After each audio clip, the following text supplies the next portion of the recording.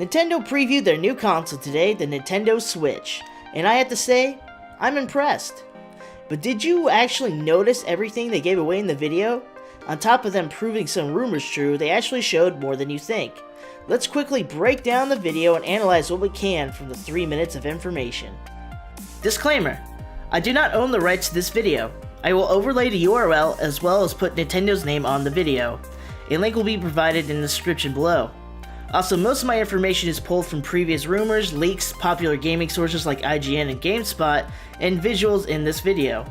All the information is due to change at any time, especially during a live Nintendo press conference or press release. Now let's get to the video. Let's start with the first shot of the home dock portion of the console. From this image, we see 2 additional HDMI ports on the side of the dock. This could be just a video thing. It made the dock look better to have less cords shooting out of it, so the videographer just didn't put one in and put the game overlaying over the screen, or the Switch has the opportunity to be a multi-screen device. Or maybe you can add another device to it via HDMI. HDMI has come a long way since its debut, so maybe they can hook up the Wii U or a new controller type to the console, like a guitar controller or a dance pad. It can also mean that Nintendo has found a way to connect video wirelessly to a TV. Next, we get a look at what the home controller looks like without the actual screen. You can see the back part of the controller that almost resembles an Xbox or Android controller. This is great, seeing as one of the main problems people had with the Wii U and Wii is that playing FPSs on the remote and the pad was very difficult. You can also see that the controller in the middle looks a little hefty, which means you are less likely to fling into the TV. Well,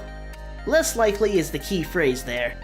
So here's our first up-close look at the buttons on the controller. You can see a traditional control scheme, 4 core buttons, 2 analog sticks. But the D-pad has been phased out, replaced with 4 regular directional buttons. It is suspected that these buttons are going to work similar to the D-pad on the other Nintendo devices, especially since they have directional arrows on the buttons. We also get another look at the front of the controller where the plus and minus sign can be seen. This may be a way for the user to know where the ports plug in relation to the screen, but could also mean that there could be different side links that the user could buy. Of course, that is speculation. Up next, we see a rumor come to life. It was rumored that the Switch would use some kind of cartridge, and now we know. Learning from very popular DS and 3DS, and seeing the trouble the Sony PSP had with mini-discs, it looks like Nintendo decided instead of going to straight digital downloads, they have chosen the path that has proven to work. The physical cartridge looks similar to a DS SD card, which may mean that the DS and 3DS games could work with the Switch. But without the second screen, it's doubtable they will play as smooth as one thinks.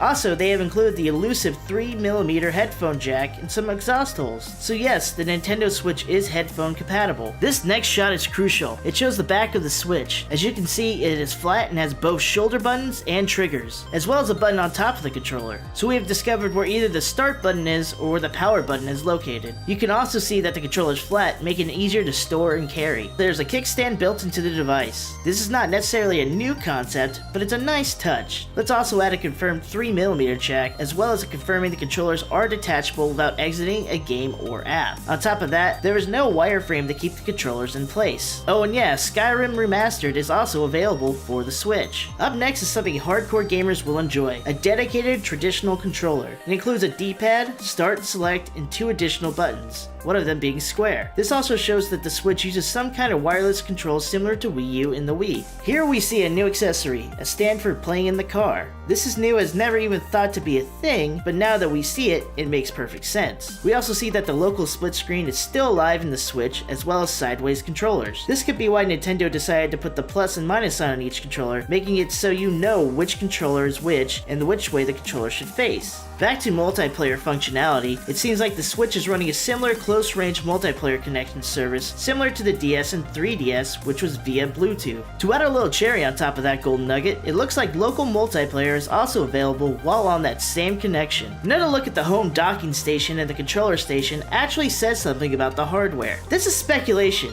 but the green dots on the controller could mean that you could charge the controllers with the home dock. This would make sense as the controllers are wireless, and it could mean they run on the Switch's AC power when docked to the screen, but run on battery when disconnected. More wireless controllers ahead. This particular part of the video shows that the wireless traditional controllers actually connect to the Switch rather than the home dock. This is essential when it comes to gaming on the go, especially when playing something more controller heavy like Call of Duty or Battlefield. Here's something that most people might ignore, but this little green light in the bottom of the controller might mean that it's successfully connected to the Switch. But it could also mean battery life, or even tell which player the controller belongs to. It is confirmed that all accessories will run on Bluetooth. This section also shows that Nintendo is expecting for the Switch to become an esports and competitive gaming platform. On top of the actual use of the console in the video, Nintendo has released a few details so consumers can get an understanding of what is inside the new console. The biggest asset is that it is powered by a NVIDIA Tegra chip, which is similar to the chip that powers NVIDIA's portable gaming device, NVIDIA Shield. Nintendo also has released new footage of the game Legend of Zelda Breath of the Wild. Finally, the video shows a cartridge being put into the device, but Nintendo has also confirmed that there will be a digital market for games as well as physical cartridges. Well, that's a quick in-depth look at the Nintendo Switch and its promotional video. Although I broke down a lot of information, none of this is concrete until Nintendo does an official press release or press conference to showcase the console and its hardware. Do you think I missed something? Leave me a comment down below telling me what I missed and what you think of the Nintendo Switch. Also, don't forget to hit that like button so I know whether I should change careers or not. See you guys next time.